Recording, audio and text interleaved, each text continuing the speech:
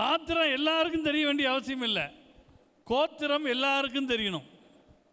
ஒருவருக்கு தன் கோத்திரம் தெரிகிறது என்றாலே பரம்பரையாக நெறியான வாழ்க்கை வாழ்கிறவங்களுக்கு தான் கோத்திரம் உண்டு. மற்றவர்களுக்கு கோத்திரம் தெரியாது. ஏனென்றால் கோத்திரம் என்பது ஒரு நூலிழை மாதிரி, அது தொடர்ந்து வரணும். இடையிலே கோத்திர கலப்பு இல்லாமல் கண்ணி அறுபடாமல் வருகிற வாழ்க்கை தான் பாரம்பரியமான வாழ்க்கை. இந்த குலதெய்வம் பற்றி அவர் பேசுகிற போது சொன்னார், அதாவது எவ்வளவோ தெய்வங்கள் இருக்கலாம், ஆனால் ஒரு நாளில் 24 மணி நேரம் நமக்கு காவலாக நமக்கு பக்கத்திலேயே இருக்கிற தெய்வம் தான் குலதெய்வம். அதை மறந்துடக்கூடாது. இந்த குலதெய்வம்னா என்னன்னு நம்ம புரிஞ்சுக்கணும். அது உங்கள் ஆதார் கார்டு மாதிரி. உலகத்தில் 1000 நம்பர் இருக்கும்.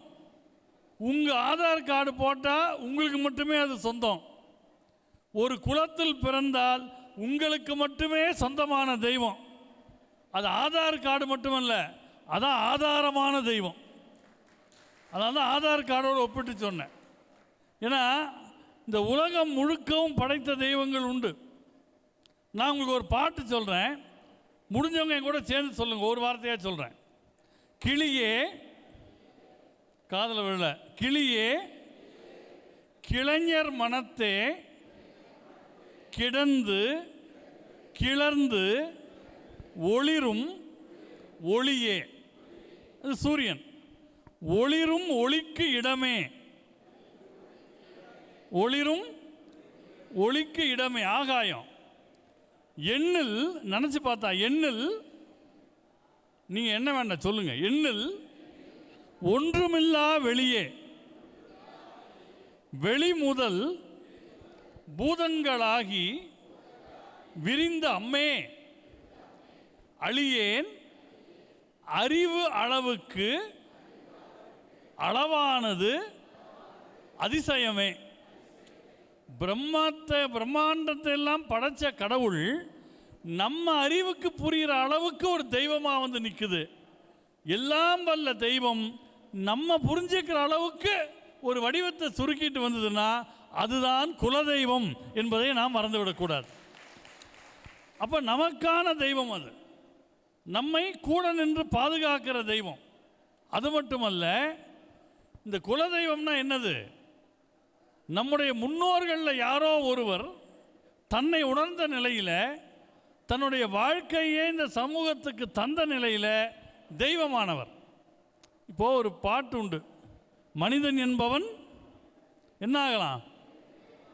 தெய்வமாகலாம் இல்லையா? சில பேர் சொல்லுவாங்க, கோவம் வந்துட்டா நான் மனுஷனாகவே இருக்க மாட்டேன்பாங்க.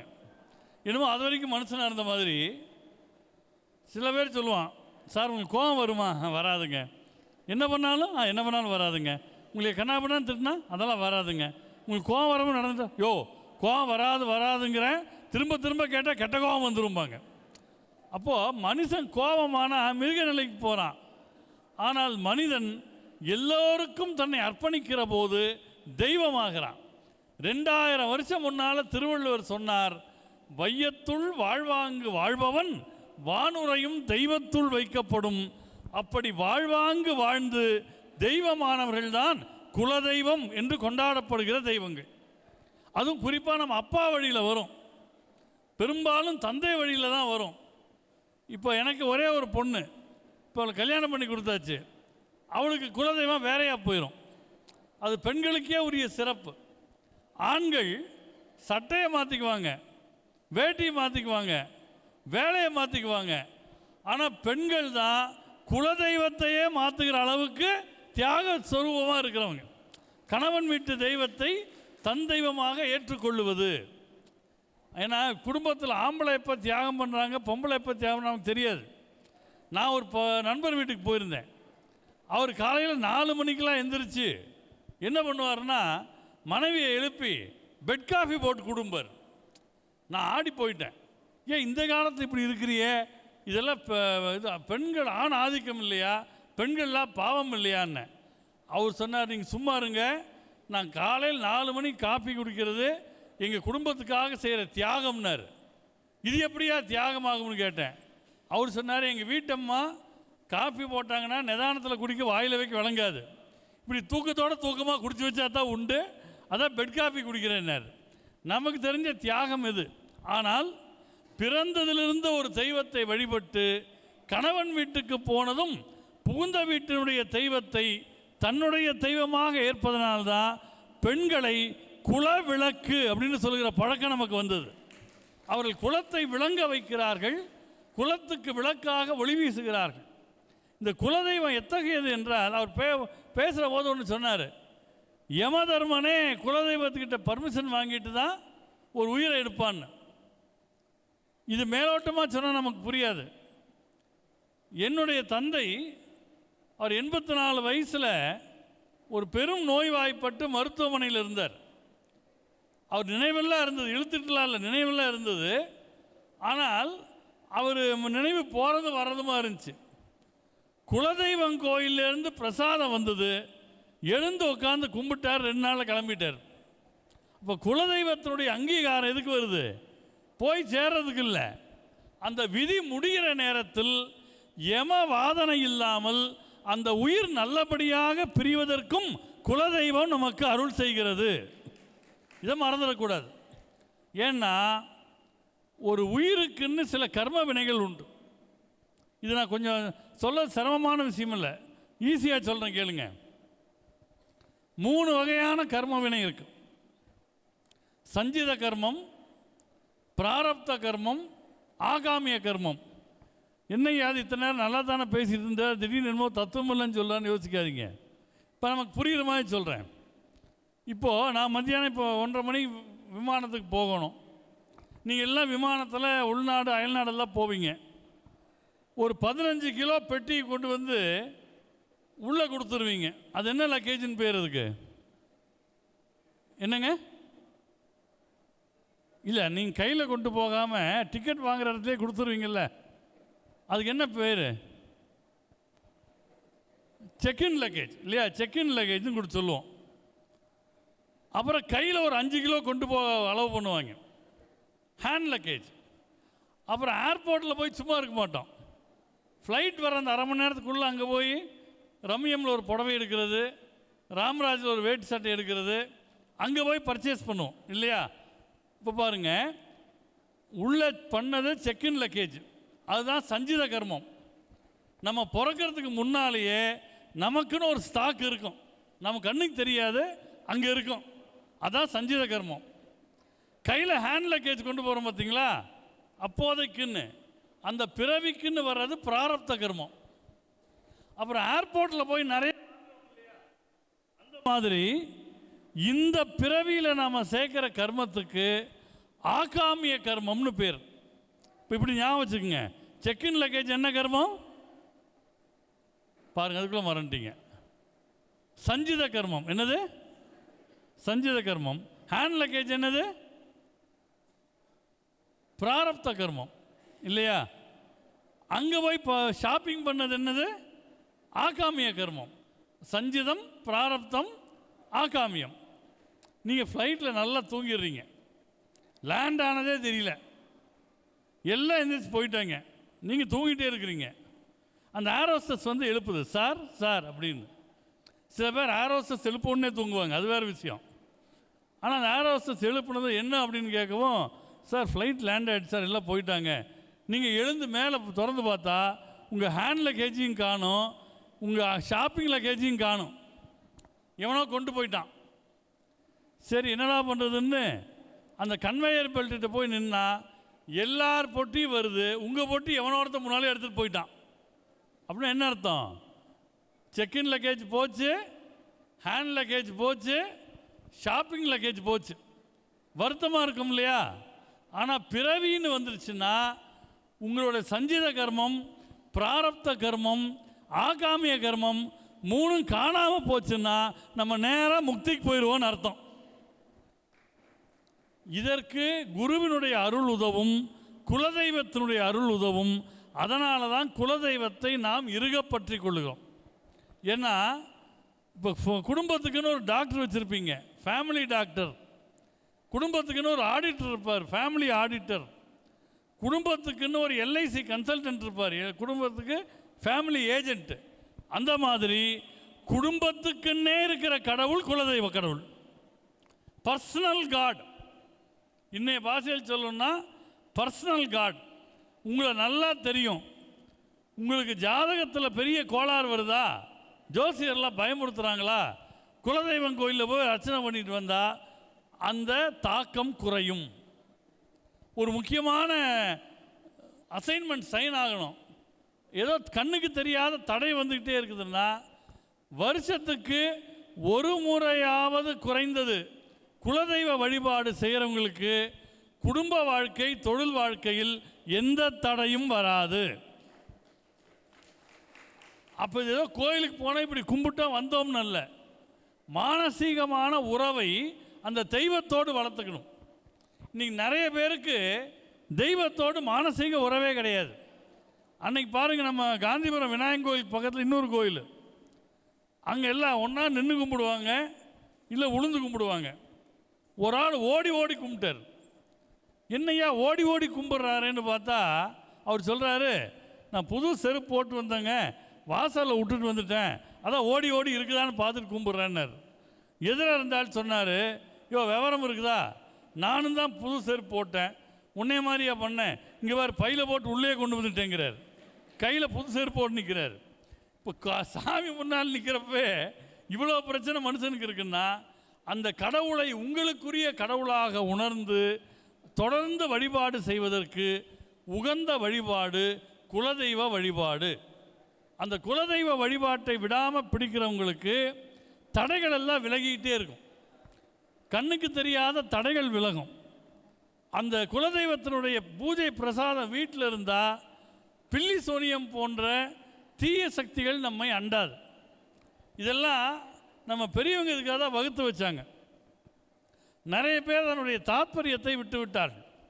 இதில் பாரதியார் இருந்தார். இப்போது நான் ஒரு கல்லூரியில் போனேன் 2 நாள் முன்னால், புதுக்கோட்டை பக்கத்தில் மவுண்ட் ஜியான் கல்லூரின்னு. அவங்க பசங்கிட்ட கேட்டேன், நான் ஒரு ஜாடை பண்ணுறப்பா, என்னன்னு தெரியுதா உனக்குன்னு. பண்ணுங்க சார்னா, இப்படி என்ன முண்டாஸ் மாதிரி கட்டி காமிச்சேன், பாரதியாருன்ட்டாங்க. எப்படி கரெக்டாக கண்டுபிடிச்சாங்கன்னா, அவருக்கு தன்னை பற்றி ஒரு கம்பீரமான எண்ணம் இருந்துச்சு. இப்போ உங்களுக்கு புரியுற மாதிரி சொல்கிறேனே, இப்போ நீங்களா டிவியில் பேட்டியெல்லாம் பார்ப்பீங்க, நிறைய பேர் இன்டர்வியூவில் எடுப்பாங்க. உங்கள் கூடி என் கூடி இருக்கிற ஆள் ஒருத்தர் என்ன பண்ணார், பாரதியார்கிட்ட போய் கற்பனையில் ஒரு பேட்டி எடுத்தார். பெருசாலாம் கேள்வி கேட்கல, 2 கேள்வி கேட்டார். பாரதி, நீ இந்திய விடுதலைக்காக இவ்வளோ பாட்டெலாம் பாடின, ஆனால் விடுதலை வர்ற வரைக்கும் நீ உயிரோடு இல்லை. ஆனால் 40 வயசு வரைக்கும் கூட உயிரோடு இல்லை, 39 வயசுலேயே செத்துட்டியே, ஏன் பாரதின்னு கேட்டாங்களாமா. பாரதியார் சொன்னாராமா, ஆமாம், நான் 40 வயது வரைக்கும் கூட உயிரோடு இல்லை, 39 வயசுலேயே செத்து போயிட்டேன். ஏன் தெரியுமா, 40 வயதானால் மீசை நரைக்க தொடங்கும், எனக்கு மீசையில் கூட வெள்ளையனை பார்க்க விருப்பம் இல்லை, 39 செத்துட்டேன்னாராமா. அதில் பாருங்க, எனக்கு ஒரு ராசி இருக்குது பாரதியார் மாதிரி. நான் பேசுகிறப்ப தான் எல்லோரும் காப்பி கொடுப்பாங்க. நாங்கள் இப்படி தான் அப்படியே உயிரை கொடுத்து பேசுகிறப்ப நீங்கள் காஃபி சாப்பிடுங்க அப்படின்ட்டு கொடுப்பாங்க. அது எனக்கு ஒரு ராசி. இது முதல் கேள்வி. 2வது கேள்வி கேட்டாங்க, அது சரி பாரதி, நீ காக்கை குருவி எங்கள் ஜாதி, கடலும் மலையும் எங்கள் கூட்டம்லாம் பாட்டு பாடின, ஆனால் கடைசியில் ஒரு யானை உன்னை தள்ளி விட்டு உடம்பு கலகலத்து போய் அதில் தானே செத்து போனேன்னு கேட்டாங்களாமா. பாரதியார் சொன்னாராம், நான் யானை தள்ளி விட்டு செத்தேன்னு யாரும் சொல்லாதீங்க, எல்லாரையும் பிடிக்கிறதுக்கு யமதர்மன் எரும மாட்டில் வருவான், நான் மகா கவி இல்லையா, மரியாதை கொடுக்க யானையிலே வந்தான் அப்படின்னாராம். அது கேட்டாங்களா இல்லையாங்கிறதெல்லாம் அப்புறம், கேட்டால் அப்படி தான் சொல்லியிருப்பார். ஏன்னா நம்ம பாரம்பரியத்தில் பாருங்கள், ஒவ்வொரு கடவுளுக்கும் ஒரு வாகனம் வச்சாங்க இல்லையா. பெருமாளுக்கு கருட வாகனம், இப்போ ஒரு பக்தனுக்குன்னா கடான்னு கிளம்பி வந்துடுவார். அம்பிகைக்கு சிங்க வாகனம், சிவபெருமானுக்கு ரிஷப வாகனம், ஆனால் இந்த யமதர்மனுக்கு மட்டும் எரும வாகனம். இது ஏன் அப்படின்னு கண்ணதாசன் கேட்டாங்க. கண்ணதாசன் சொன்னார், யமனுக்கு ஏன் தெரியுமா எரும வாகனம் கொடுத்தாங்க, யமனுடைய வேலையே போய் எல்லாரும் உயிர் எடுக்கிறது தான். அவனுக்கு இப்போ ஒரு ஆடி கார் வாங்கி கொடுத்தீங்கன்னு வைங்க, இல்லை ஒரு BMW கார் கொடுத்தா சல்லுன்னு போய் எல்லாரும் உயிரும் எடுத்துருவானாமா. அப்போ இருக்கிறதுலே மெதுவாக போகிறது எரும மாடு. நீ போய் உயிரை எடுப்பான்ட்டு எரும மாட்டு கொடுத்தாங்களாமா. 100 கிடைத்தால் ஒருவரை பிடித்து நோய் கொடுத்து அவர் உயிர் பறிக்கும் கூற்றுவன் தனக்கு குதிரையை கொடுத்தால் இந்த பூமி வாழ்வுறாது என்று ஆற்றிலா எருமையை அவனது குதிரையாய் அமைத்தனர் சமயமா முனிவோர் என்று கவியரசர் கண்ணதாசன் பாடி வச்சார். அப்போது எல்லாத்தையும் இந்த நாட்டில் ஒரு காரணத்தோடு செஞ்சாங்க. யமனுக்கு வாகனம், எருமை வாகனம். நீங்கள் ஒன்றும் இல்லை, நம்ம பெரியவங்களெலாம் எப்படி மதித்து வாழணுங்கிறதுக்கு அடையாளமாக சொல்கிறேன். நம்ம வீடு கட்டியிருக்கிறோம். வீட்டில் முதல்ல என்ன இருக்குதுங்க சொல்லுங்கள் பார்க்கலாம். பாங்க சின்ன தம்பி நீங்கள் சொல்லுங்கள், பெரியவங்களாம் கேள்வி வைக்கக்கூடாது. அந்த தம்பியும் அந்த பாப்பாவை சொல்லணும். உங்கள் வீட்டில் முதல்ல என்ன இருக்குது? என்ன இருக்குது சாமி?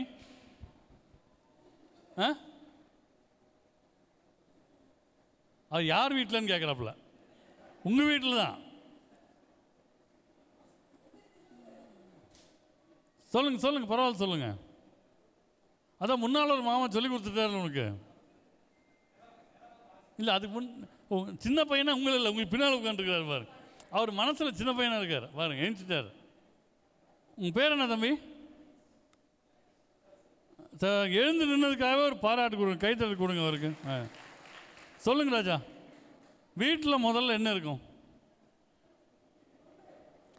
அது அப்பார்ட்மெண்ட்டில் குடியிருக்கிறாருன்னு நினைக்கிறேன். வாசல் படி. ஓகே, உட்காருங்க. இப்போ இந்த காலத்து பசங்கிட்ட ஒரு வார்த்தையை வாங்கிறதுக்கு அவ்வளோ சிரமப்பட வேண்டியிருக்குது. பசங்க அவ்வளோ சீக்கிரம் பேசுகிறதில்ல. வாய்க்குள்ளே போர்வெல் போட்டு எடுக்கணும் நம்ம. ஆனால் அப்படி பேச வைக்கணும். பிள்ளைகள்லாம் அப்படி பொதுவாக பேசி பழகினா தான் நல்லது. 4 பேர்கிட்ட பேசினா தான் அந்த பழக்கம் வரும். பாருங்கள், ஒரு வீடு கட்டுற போது முதல்ல படி வச்சாங்க. ஏன் வச்சாங்க தெரியுமா? வாழ்க்கையில் முதல்ல படி. வாழ்க்கையில் படி. அந்த படியை தாண்டினீங்கன்னா கொஞ்சம் தூரம் நடந்து போகிற இடம் இருக்கும். அதுக்கு நடைவாசல்னு பேர். ஏன் நடைவாசல்னு பேர் தெரியுமா? நீ படித்தா போதாது, படித்த மாதிரி வாழ்க்கையில் நடக்கணுங்கிறதுக்காக நடைவாசல்னு வச்சாங்க. அதையும் தாண்டினாதான் அப்புறம் அண்ணன் சொன்னது நிலவாசல் படி. நிலவு கொஞ்சம் உயரமாக இருக்கும். ஏன் நிலவாசல் படி உயரமாக இருந்துச்சு தெரியுமா? படித்த மாதிரி நடந்தால் உன் நிலை உயரும்னு காட்டுறதுக்கு நிலைவாசலே உயரமாக வச்சாங்க. அப்போ நிலவாசலை தாண்டி போனீங்கன்னா கூடம்னு ஒரு பகுதி வரும். இப்போ இருக்கிற தம்பிகளுக்கெல்லாம் கூடம்னா தெரியாது. இல்லை குடும்பத்தோடு உட்காந்து டிவி பார்க்குற இடம்னா தெரியும். அதுக்கு ஏன் கூடம்னு பேர் தெரியுமா? படித்தது போல் நடந்தால் உன் நிலை உயரும். அப்படி உயர்ந்தவர்களோடு கூடி வாழ வேண்டும்ங்கிறதுக்கு அடையாளமாக கூடம் அப்படின்னு வச்சாங்க. அந்த கூடத்தை தாண்டி போனீங்கன்னா முற்றம்னு ஒரு பகுதி இருக்கும். அதுக்கு ஏன் முற்றம்னு பேர் தெரியுமா? படித்தது போல் நடந்து நிலையிலே உயர்ந்தவர்களோடு கூடி வாழ்ந்தால் வாழ்க்கை நல்ல விதமாக முற்று பெறும் அப்படிங்கிறதுனால முற்றம்னு வச்சாங்க. எல்லாத்தோட சூப்பர் என்ன தெரியுமா? அதுக்கப்புறம் தான் வீடே ஆரம்பிக்கும். அப்புறம் தான் நம்ம வாழ்கிற வீடு. ஏன்? படித்ததன்படி நடந்து நிலையிலே உயர்ந்தவர்களோடு கூடி வாழ்ந்தால் வாழ்க்கை முற்று பெற்று வீடு பேரு கிடைக்குங்கிறதுக்கு அடையாளமாக வீடு அதுக்கப்புறம் வந்துச்சு. கட்டின வீட்டிலேயே ஒரு மனுஷன் எப்படி வாழணும் என்று சொல்லி கொடுத்த பண்பாடு நம்முடைய பாரத பண்பாடு. இதை நம்ம மனசில் வச்சுக்கணும். நான் ஏன் பாரதியாரில் சொன்னேன்னா, பாரதியார் எல்லா கடவுளையும் வணங்கினார். ஆனால் நமக்கெல்லாம் அவர் ஒன்று சொல்லி கொடுத்தார். நீங்கள் எங்கேயோ காட்டு வழியில் போகிறீங்க, திருட்டு பயம் இருக்குங்கிறாங்க. நினச்ச மாதிரியே திருடன் வந்துட்டா என்ன பண்ணுறதுன்னு பயந்தா நாம் என்ன பண்ணணும்னு பாரதியார் சொல்கிறாரு. காட்டு வழிதனிலே அன்னை கள்ளர் பயம் இருந்தால் வீட்டு குலதெய்வம் வீரம்மை காக்குமடா அப்படிங்கிறார். உங்கள் வீட்டு குலதெய்வம் எதுவோ அது உங்கள் காவலுக்கு வரும். இப்போ மனுஷனுக்கு என்ன பிரச்சனைன்னா, அவனுக்கு மனம் விரிவடையவில்லை. மனசு விரிவடைஞ்சாதான் பிறருக்கு கொடுக்க முடியும். நம்ம 2 பேரில் யாரோ ஒருத்தங்க பேசுகிறப்ப சொன்னாங்க, விருந்தோம்பலில் சிறந்த குலம் கம்மகுலம் அப்படின்னாங்க. அது உண்மைதான். இந்த கோபல்லபுரத்து கிராமம் பற்றி கீராஜ்நாராயணன் எழுதியிருக்கிறார். அதில் படித்தீங்கன்னா விருந்தோம்பல்லாம் எப்படின்னு தெரியும். புதிய தலைமுறையில் நிறைய பேருக்கு விருந்தோம்பல் தான் தெரியறதில்ல. சில பொண்ணுங்க சூட்சமாக இருக்கும். எனக்கு தெரிஞ்ச ஒரு பெரியவர் வாசல் உட்காந்துருப்பார். யாராவது பிச்சைக்கு ஆள் வந்து ஐயா அம்மா சோறு போடுங்கன்னு கேட்பாங்க. நீங்கள் கவனிச்சிருக்கீங்களா? நம்ம வாசல்லே உட்காந்து பேப்பர் படிப்போம். பிச்சைக்காரன் யார் ஐயான்னு கூப்பிட மாட்டான், அம்மா தாயேன்னு உள்ளே தான் கூப்பிடுவான். நம்ம முன்னாலே உட்காந்துருப்போம், நம்மகிட்ட கேட்க மாட்டான். ஏன்? நம்மளும் ஏறக்குறைய அவன் நிலைமையில தான் இருக்கிறான், அவனுக்கு தெரியும். கை தட்டவங்களும் அனுபவப்பட்டவங்கன்னு அர்த்தம். நம்ம உள்ளே எதிர்பார்த்துருக்கோம், அவனுக்கு தெரியும். அவன் என்ன பண்ணுவான், அம்மா தாயே சாப்பாடு இருந்தால் போடுங்க மாமா. இவர் ஒன்றுமில்ல போ அப்படிம்பார். அம்மா தாயே ஒரு 10 ரூபா பணம் இருந்தால் கொடுங்கம்மா. ஒன்றுமில்ல போ. பழைய துணிமணி இருந்தால் கொடுங்க. ஒன்றுமில்ல போ. அப்போ அந்த ஆள் கேட்டார், எல்லாம் ஒன்றுமில்ல போ ஒன்றுமில்ல போ, நீயே உட்காந்துருக்கிற, நீ என் கூட வா சேர்ந்து பிச்சை எடுக்கலாம், நான் சொல்லித்தர்றேன் அப்படின்னார். அந்த மாதிரி ஒரு ஆள் சாப்பிட்ருக்கிறாரு. வாசலில் ஒரு இரவலன் ஒருத்தன் வந்து பசின்னு கேட்குறான். இவர் சாப்பிட்டுக்கிட்டே ஒன்றுமில்ல போன்ட்டார். அந்த வீட்டுக்கு புதுசாக கல்யாணமாகி மருமக வந்திருக்கு. அந்த மருமக வீடு அப்பா அம்மா வீட்டில் எப்படின்னா வர்றவங்களுக்கெல்லாம் சோறு போடுகிற பரம்பரை, தர்ம பரம்பரை. ஒன்றுமில்லை போனது இந்த பொண்ணுக்கு ஒரு மாதிரி ஆகிப்போச்சு. அவன் மறுபடியும் கேட்டான் பாருங்க, இவர் சாப்பிட்டுக்கிட்டே ஒன்றுமில்லை போனார். இந்த பொண்ணு அந்த பிச்சைக்காரனை பார்த்து ஒரு வார்த்தை சொல்லுச்சு, சுமாரியா எங்கள் மாமனாரே பழைய சோறு சாப்பிட்ருக்கிறாரு, உனக்கு என்ன சோறு வேண்டி கிடக்குதுன்னு. இவரு கோவம் வந்துருச்சு. நல்ல சுட சுட இட்லி, நம்ம கம்மவார் குளத்துக்கே உரிய தக்காளி குழம்பு, இதெல்லாம் வச்சு நான் சாப்பிட்ருக்குறேன். என்னை போய் பழைய சோறு சாப்பிட்றேன்னு சொல்லிட்டியே, அது பிச்சைக்காரங்கிட்ட சொல்லிட்டியே, இது நியாயமானு கேட்டார். அந்த புள்ள ரொம்ப தெளிவாக சொல்லிச்சு, இங்கே பாருங்க, நீங்கள் இட்லி சாப்பிட்லாம், தக்காளி குழம்பு சாப்பிட்லாம், வாழைப்பூ வடை சாப்பிட்லாம், ஃபில்ட்ரு காப்பி குடிக்கலாம், அதெல்லாம் அப்புறம். ஆனால் நீங்கள் பழைய சோறு சாப்பிட்றீங்கன்னு ஏன் சொன்னேன் தெரியுமா? இந்த ஜென்மத்தில் நீங்கள் ஒன்றும் புண்ணியம் பண்ணதான் எனக்கு தெரியல. ஏதோ பழைய ஜென்மத்தில் பண்ண புண்ணியத்தில் இப்போ சோறு கிடைக்குது. பழைய ஜென்மத்து புண்ணியத்தில் சோறு கிடைத்தா அது பழைய சோறு, புது சோறு அல்ல. அப்போ எல்லோருக்கும் கொடுக்கணும். நம்ம நாட்டிலேயே கோயம்புத்தூர்லேயே பல அறக்கட்டளைகளை உருவாக்கிய குலம் கம்மகுலம் என்பதை ஒரு வெளிஜாதிக்காரனாக இருந்து நான் சொல்கிறேன். ஈகையை சேரிட்டியவே ஒரு சகோதரனாக தத்தெடுத்த குலத்தை எல்லாம் நம்ம பார்க்குறோம். அப்போ பிறருக்கு கொடுப்பது என்கிற மனோபாவம் இருக்கிறதே, அது நம்முடைய பரம்பரையை உயர்த்தும். 7 தலைமுறையும் நல்லா இருக்கணும்னா கொடுக்கிற குணம் வேண்டும். யாருக்கு ஈகை குணம் இருக்கிறதோ, யாருக்கு தர்ம குணம் இருக்கிறதோ அவர்களுக்கு அந்த பிரச்சனை வராது. அது திருவள்ளுவர் சொல்கிறாரு, வருவிருந்து வைகளும் ஓம்புவான் வாழ்க்கை பருவந்து பாழ்படுதல் இன்றுங்கிறார். அப்போ விருந்து பேணக்கூடிய விருந்தோம்பல் குணம் என்பது மிகவும் உயர்ந்த குணம். அப்போ குலதெய்வம் பற்றி பார்த்துருக்கோம், பெரியவங்களை பற்றி பார்த்துருக்குறோம், ஈகை குணத்தை பற்றி பார்த்துருக்கோம். மிக முக்கியமாக குழந்தைகளை நீங்கள் பார்க்குறது எப்படின்னு நான் சொல்கிறேன். ஒரு முக்கியமான விஷயம், உங்கள் குழந்தைங்க வாழ்க்கையில் நல்லா வரணும்னா தயவு செய்து உங்கள் குழந்தைகளை மற்ற குழந்தைகளோடு ஒப்பிட்டு பேசாதீர்கள். Don't compare your children with others. நான் ஒரு காரணம் சொல்கிறேன். இது நான் போன வாரம் ஸ்டார் விஜய் டிவியில் ஒரு ஊரில் பகுதியில் சொன்ன கதை. அதை மறுபடியும் உங்களுக்கு சொல்கிறேன், எவ்வளோ பேர் பார்த்தீங்கன்னு தெரியாது. இப்போ நமக்கு என்ன பாராளுமன்ற தேர்தல் முடிஞ்சிருக்குது. இந்த சட்டமன்ற தேர்தல் 2 வருஷத்தில் வரப்போகுது. இந்த மனுஷங்க மத்தியில் இப்படி தேர்தல் வர்ற மாதிரி பறவைகள் மத்தியில் ஒரு தேர்தல் வந்துச்சாமா. பறவைகள் மத்தியில் எலெக்ஷன். அதில் 2 பறவை போட்டி போட்டுச்சு. ஒன்று பச்சைக்கிளி, இன்னொன்று அண்டங்காக்கா. இந்த பச்சைக்கிளி சொல்லிச்சு, இங்கே பாருங்கள், உலகத்திலேயே நான் தான் ரொம்ப அழகாக இருக்கிறேன், என் மூக்கு சிகப்பாக இருக்குது, கண்ணு குன்றிமணி மாதிரி இருக்குது, ரெக்கையெல்லாம் பச்சையாக இருக்குது, என் குரல் ரொம்ப இனிமையாக இருக்குது, என்னதான் எல்லாருக்கும் பிடிச்சிருக்குது அப்படின்னு அந்த பச்சை கிளி சொல்லிச்சாமா. இந்த காக்கா என்ன பண்ணுச்சு, இல்லை நான் தான் ஊரையெல்லாம் சுத்தம் பண்ணுறேன், ஒத்துமையாக இருக்கிறேன் அப்படிலாம் சொல்லி அது ஓட்டு கேட்டுச்சு. இப்போ நீங்கள் ஒரு நிமிஷம் யோசிச்சு பாருங்கள். இப்போ உங்களுக்கெல்லாம் இந்த பறவைகள் எலெக்ஷனில் ஓட்டு போடுறதுக்கு உரிமை கொடுத்துட்றாங்க. மெயினாக தாய்மார்களுக்கெல்லாம் கொடுக்குறாங்க. ஒரு நிமிஷம் இங்கே பாருங்கள், எல்லாரும் உங்களுக்கு தான் சொல்கிறேன். உங்கள் எல்லாருக்கும் எலெக்ஷனில் ஓட்டு போட உரிமை கொடுத்தாச்சு. பச்சை கிளி தேர்தலில் நிற்குது, அண்டங்காக்கா தேர்தலில் நிற்குது. யாரெல்லாம் பச்சை கிளிக்கு ஓட்டு போடுவீங்க? கை தூக்குங்க பார்க்கலாம். பச்சை கிளிக்கு ஓட்டு போடுறோம், கை தூக்குங்க. பச்சை கிளிக்கு ஒரு ஓட்டு கூட விழுகலை. சரி, அண்டங்காக்காய்க்கு ஓட்டு போடுறோம், கை தூக்குங்க பார்க்கலாம். அதுக்கு நிறைய ஓட்டு விழுகுது. ஏன்னா நம்ம கலரில் இருக்குதுன்னு ஒரு சந்தோஷம் நமக்கு.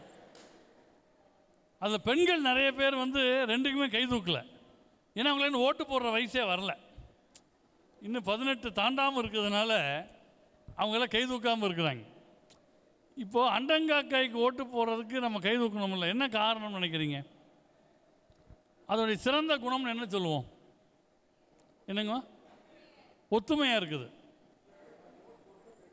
ஆமாம். இப்போ ஒத்துமையாக இருக்கிறதுல என்ன பிரச்சனைன்னா, அது ஒத்துமையும் நம்ம நினைக்கிறோம், ஆனால் சந்தேக பிராணி.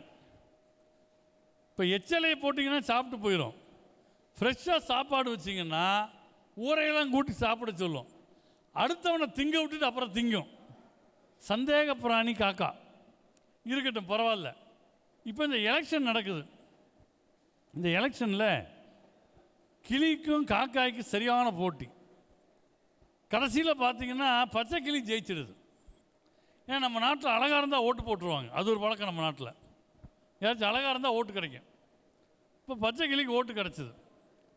அது சொல்லிச்சு, பாரு நான் தான் ரொம்ப அழகு, எல்லாருக்கும் என்னை பிடிச்சிருக்குது, என் குரல் ரொம்ப இனிமையாக இருக்குது அப்படின்னு அது ஊர் ஊராக போய் நன்றி அறிவிப்பு பொதுக்கூட்டமெல்லாம் பேசிட்டு வந்துச்சு.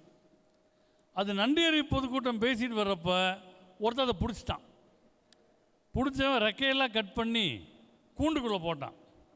போட்டவன் சும்மா இருப்பானா? அது நாக்கை பிடிச்சி பூண்டு மிளகாயெல்லாம் தேய்ச்சி பேசுகிறதுக்கு ட்ரைனிங் கொடுக்குறான். அக்கா சொல்லு, மாமா சொல்லு அப்படின்னா அது போடா அப்படிங்கிறது ஒன்றும் சொல்ல மாட்டேங்குது. அவனும் வருத்தமாக இருக்கிறான், கிளியும் வருத்தமாக இருக்குது. அது கூண்டுக்குள்ளேயே இருக்குது. அவங்க வீட்டில் ஒரு விசேஷம். யாரோ ஒரு பெரியவர் அவங்க வீட்டில் இறந்து போய் ஒரு 10-20 வருஷம் ஆச்சு.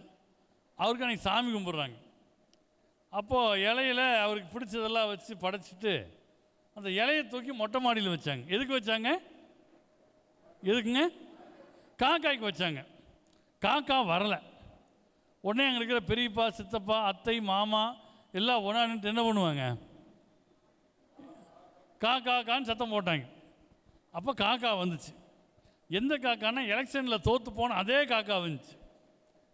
அது அங்கே சாப்பாடெல்லாம் சாப்பிட்டு மினரல் வாட்டர்லாம் குடித்து பீடாலாம் போட்டுட்டு அந்த கூண்டுக்குள்ளே இருந்த கிளியை கொஞ்சம் நக்கலாக பார்த்துச்சு.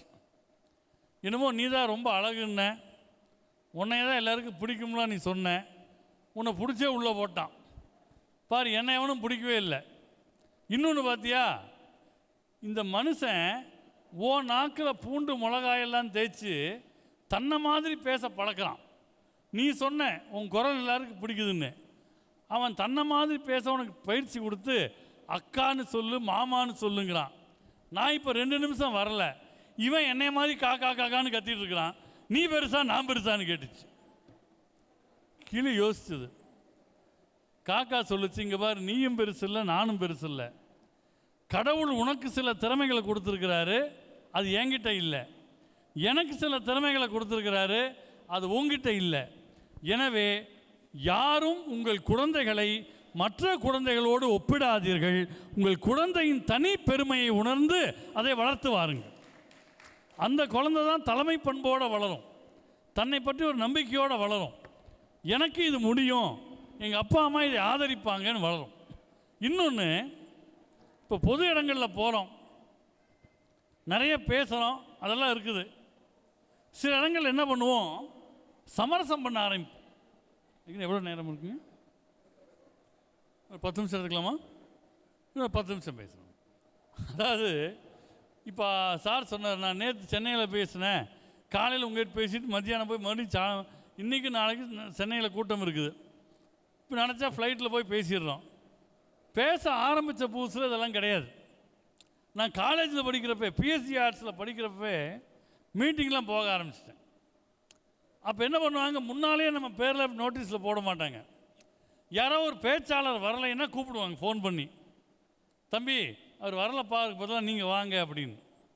அப்போல்லாம் இவ்வளோ கார் இது வசதிகள் அப்போல்லாம் பெருசாக இருக்காதுல்ல, பயண வசதிகள்லாம்.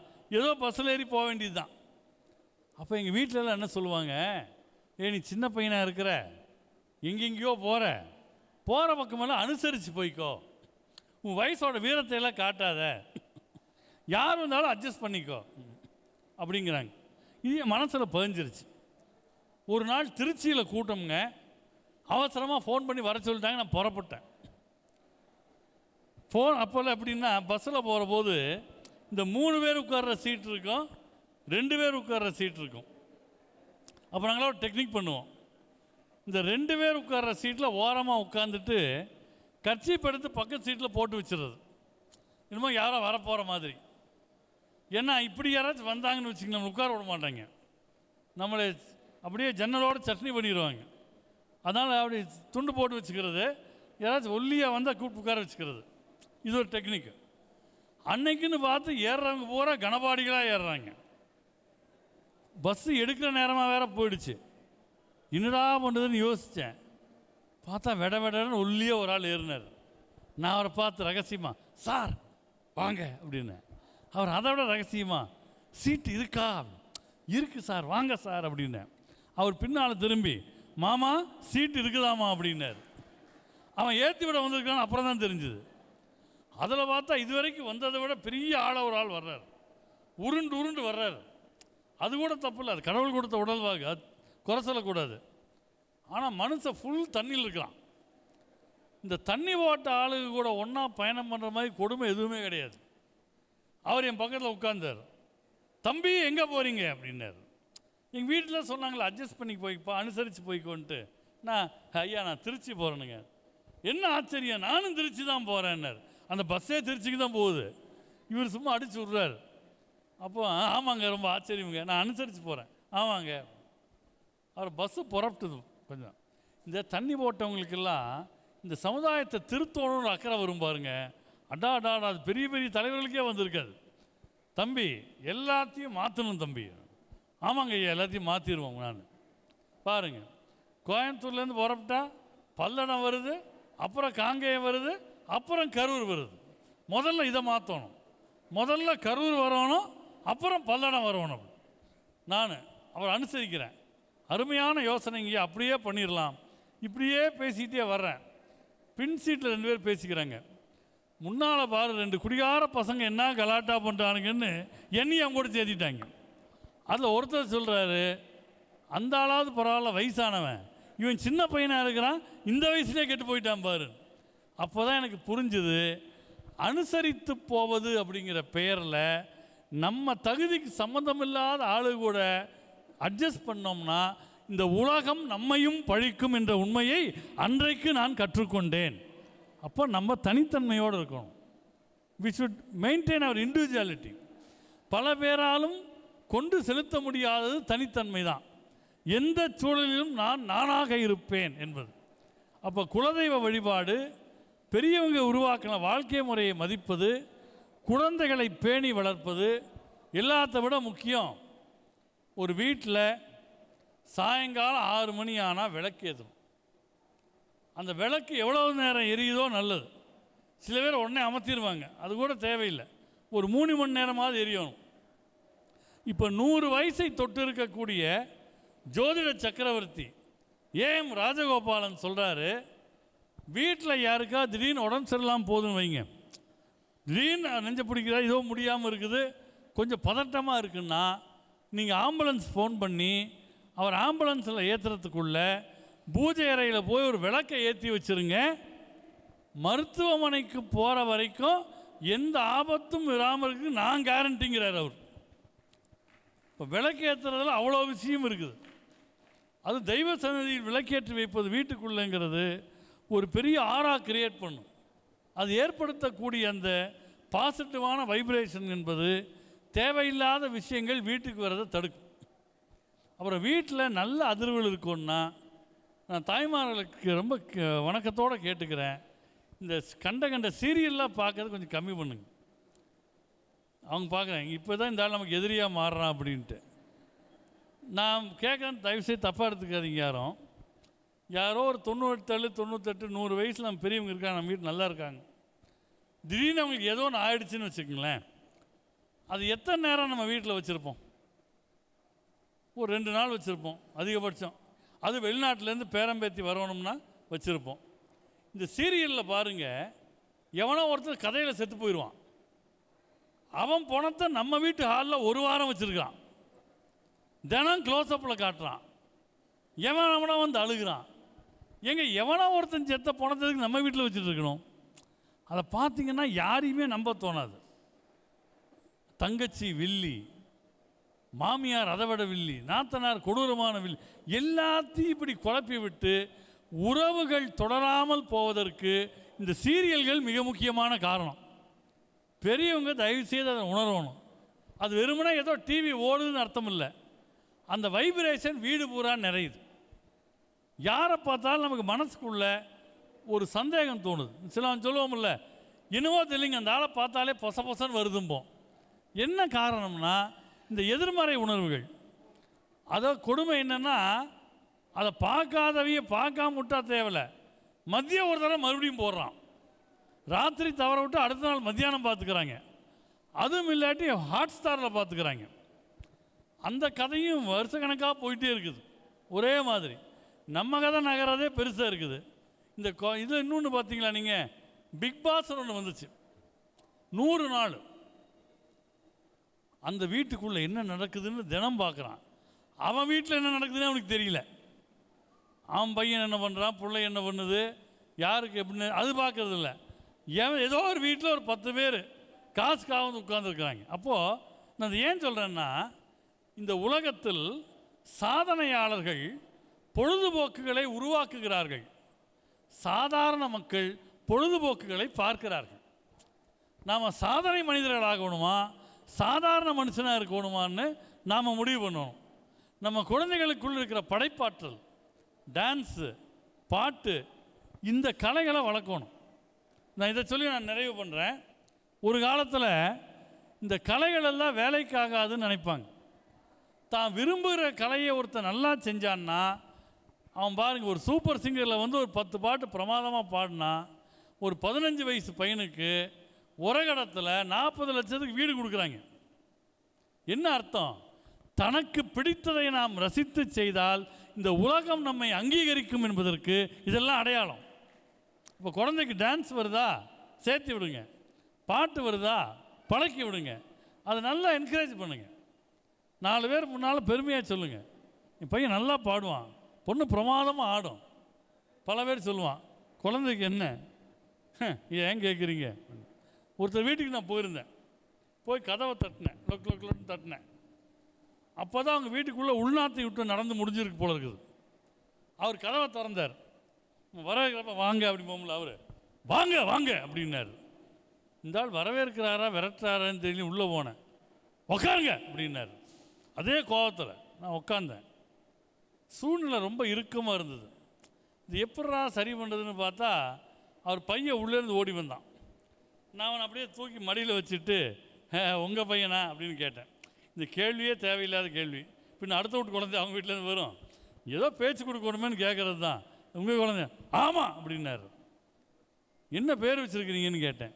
அவர் கோபத்தில் சனிய அப்படின்னார். உடனே உள்ளே அவங்க மனைவி குரல் கொடுத்தாங்க, என்னங்க இது வந்திருக்கிற ஒரு குழந்தை பேரை கேட்டால் நீங்கள் உங்கள் பேரை சொல்கிறீங்களே அப்படின்னாங்க. அப்போ குழந்தை முன்னால், மற்றவங்க முன்னால் இந்த மன வேறுபாடுகளை காட்டுகிற போது அந்த குழந்தையின் மனம் சுருங்கி விடுகிறது. ஒரு மகிழ்ச்சியான குடும்பம் என்பது நம்பிக்கையான குடும்பம், தெய்வ பக்தி மிக்க குடும்பம், பெரியவர்களை மதிக்க கற்றுக் கொடுக்கிற குடும்பம்தான் தலை சிறந்த தலைமுறையை உருவாக்கி தருகிறது. இன்றைக்கும் நான் பார்க்குறேன், இந்த கம்மங்குளத்தில் நான் பல பெரியவங்களோட எனக்கு பழக்கம் உண்டு. அவங்க வீடுகளெல்லாம் போனால் தண்ணி கொண்டாந்து வைக்கிறது வேலைக்காரன் கொண்டு வர மாட்டான். அந்த வீட்டில் ஃபாரினில் படிச்சுட்டு வந்திருக்கிற பையனோ பிள்ளையோ தான் தண்ணி கொண்டாந்து வைக்கிற ஒரு நல்ல பழக்கம் அந்த வீடுகளில் கடைப்பிடிக்கப்படுவதை நான் பார்க்கிறேன். அப்போ வர்றவங்க யாருன்னு தெரியும். அவர் சொன்னார், எல்லா சொந்தமும் இன்றைக்கி ஆண்டி அங்கிள் தான் அப்படின்னார். நமக்கு என்ன பிரச்சனைனா, பக்கத்து வீட்டுக்காரனை அத்தை மாமான்னு கூப்பிட்றான், சொந்த அத்தை மாமா வந்தால் ஸ்க்ரீனுக்கு பின்னால் ஒளிஞ்சிக்கிறான் பையன். நான் அதை இப்போ நீங்கள் நினச்சிங்கன்னா இந்த தலைமுறையில் அப்படி ஃபோன் எடுத்து தட்டினா அமெரிக்கா, ஆஸ்திரேலியா எங்கே வேணாலும் பேசிட முடியும், தொடர்பு வச்சுக்க முடியும். ஆனால் இன்றைக்கி இருக்கிற குழந்தைங்களுக்கு என்ன பிரச்சனை தெரியுமா? தொலைதூரம் வரை தொடர்புகள் உண்டு, தொடும் தூரத்தில் உறவுகள் இல்லை. இன்னைக்கு மனிதனுடைய பெரிய பிரச்சனை, தொலைதூரம் வரை தொடர்புகள் உண்டு, தொடும் தூரத்தில் உறவுகள் இல்லை. உறவுகளை பேண கற்றுக் கொடுப்போம். இது போன்ற குடும்ப நல சங்கமங்கள் அதைத்தான் கற்றுத்தருகின்றன. நம் கோத்திரம் எது, நம் குலம் எது, நம் பாரம்பரியம் எது, நம் பெருமை எது என்பதை நாமும் அறிந்து அடுத்த தலைமுறைக்கும் சொல்லித்தருகிற போது ஒரு மலர்ச்சியும் மகிழ்ச்சியும் வெற்றியும் மிக்க சமுதாயம் உருவாகிறது என்பதை சொல்லி, இந்த நல்ல நாளில் உங்களையெல்லாம் பார்த்ததில் எனக்கு இருக்கிற மகிழ்ச்சியை புலப்படுத்தி உங்களிடமிருந்து விடைபெறுகிறேன். நன்றி, வணக்கம். இதுகாலம் மிகச்சிறந்த கருத்துக்கள், குடும்பத்தை பற்றியும் குலதெய்வத்தை பற்றியும் சமூகத்தை பற்றியும் நல்ல கருத்துக்கள் தந்த மரபின் மைந்தன் முத்தையா அவர்கள், கண்ணதாசன் அவர்கள் காமராஜரை பற்றி சொல்லுவார், அவ்வளவு கருப்பில்லை முத்தையா, நாவல் பழம் போல் நன்றாக கருத்திருக்கும். அப்படி காமராஜர் முகம் நாவல் பழம் போல் நன்றாக கருத்திருக்கும், அவர் நாவிலே வரில் சொல்லில் நல்ல கருத்திருக்கும்னாரு. அளவா கருப்பாக இருந்தாலும் நல்ல கருத்துக்களை வழங்கி நம்மை உற்சாகப்படுத்தி ஊக்குவிக்கப்படுத்தி நமது வாழ்வியல் எப்படி இருக்க வேண்டும், வாழ்வியல் முன்னேற்றத்தை நம்மளுக்கு சொன்ன மரபின் மைந்தன் முத்தையா அவர்களுக்கு நமது சார்பில் உங்கள் சார்பில் பலத்த கைதோடு நன்றியை தெரிவித்துக் கொள்கின்றோம். மீண்டும் சந்தர்ப்பங்கள் கிடைக்கும் போதெல்லாம் நீங்கள் வர வேண்டும், எங்களுக்கு வாழ்த்துக்கள் தர வேண்டும், வழிகாட்ட வேண்டும் என்று கூறி நீங்கள் வந்தமைக்கு நன்றி தெரிவித்து அனைவருக்கும் நன்றி தெரிவிக்கின்றோம். மிக்க மகிழ்ச்சி. நன்றி.